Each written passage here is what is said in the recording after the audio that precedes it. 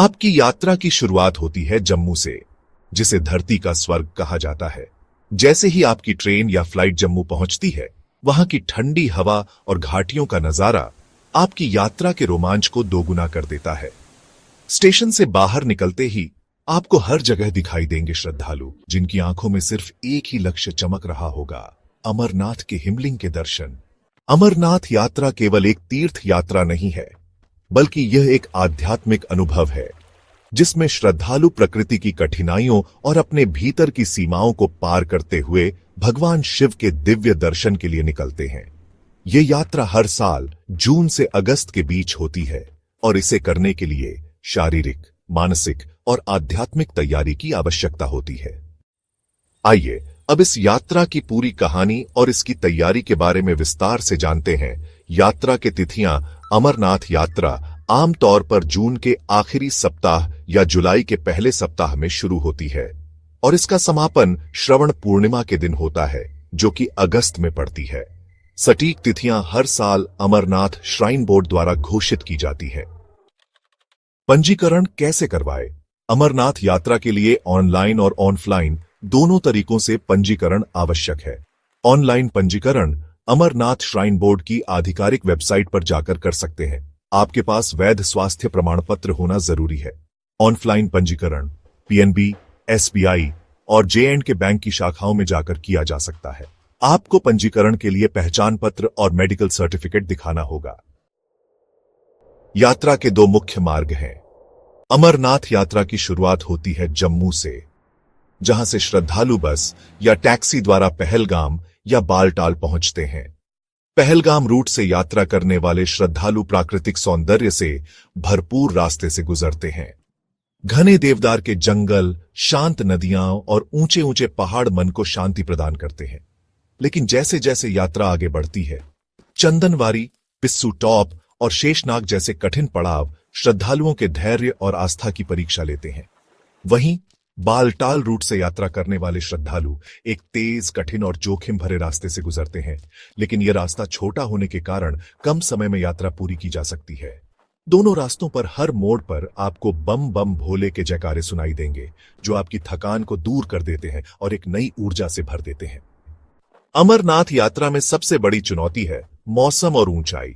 गुफा की ओर बढ़ते हुए हवा पतली होती जाती है और ऑक्सीजन की कमी महसूस होने लगती है। कभी कभी बर्फबारी और बारिश के कारण रास्ते फिसलन भरे हो जाते हैं, लेकिन इन सब के बावजूद श्रद्धालु भगवान शिव के दर्शन के लिए आगे बढ़ते रहते हैं। रास्ते में कई जगह लंगर लगे होते हैं, जहां आपको मुफ्त भोजन और चाय मिलती है। यहां सेवा करने वाले लोग श्रद्धालुओं की हर संभव मदद करते हैं, चाहे वह खाने पीने की हो या स्वास्थ्य सहायता की। यात्रा के साधन सबसे आम तरीका है पैदल चलने का। जो लोग चलने में असमर्थ हैं, उनके लिए खच्चर या घोड़े की सुविधा भी उपलब्ध है। बुजुर्ग या शारीरिक रूप से कमजोर लोग पालकी में भी जा सकते हैं।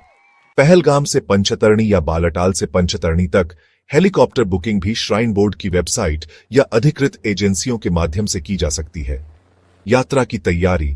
शारीरिक और मानसिक रूप से कैसे तैयार हों? अमरनाथ यात्रा आसान नहीं है। इसके लिए आपको पहले से तैयारी करनी होती है।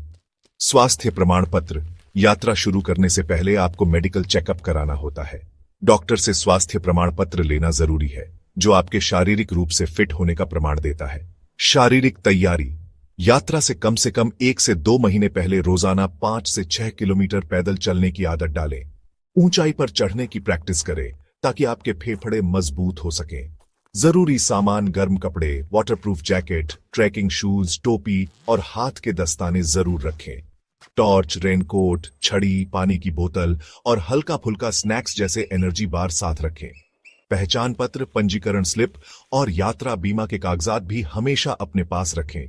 मानसिक तैयारी। यात्रा के दौरान कठिन परिस्थितियां आ सकती हैं, इसलिए धैर्य और आस्था बनाए रखना सबसे महत्वपूर्ण है। बम बम भोले के जयकारे आपके मनोबल को ऊंचा रखने में मदद करते हैं। यात्रा के दौरान सावधानियां। मौसम पर नजर रखें।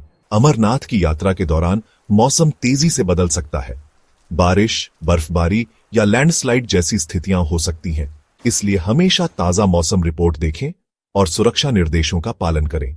ऊंचाई की बीमारी, सांस लेने में कठिनाई, सिर दर्द, चक्कर आना या मतली महसूस हो सकती है। अगर ऐसा हो तो तुरंत आराम करें और जरूरत पड़ने पर मेडिकल सहायता लें।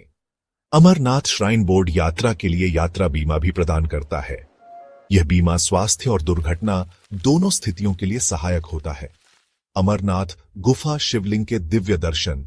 अंततः जब श्रद्धालु लगभग 12,756 फीट की ऊंचाई पर स्थित अमरनाथ गुफा पहुंचते हैं तो उनकी सारी थकान और कठिनाइयां भगवान शिव के बर्फ से बने प्राकृतिक शिवलिंग के दर्शन से समाप्त हो जाती है।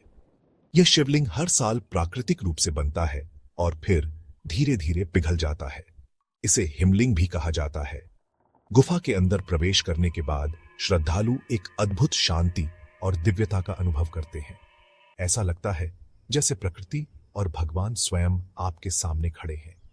लोग यहां आकर आरती करते हैं, दूध और जल चढ़ाते हैं और भगवान शिव से अपने जीवन के सुख शांति की प्रार्थना करते हैं।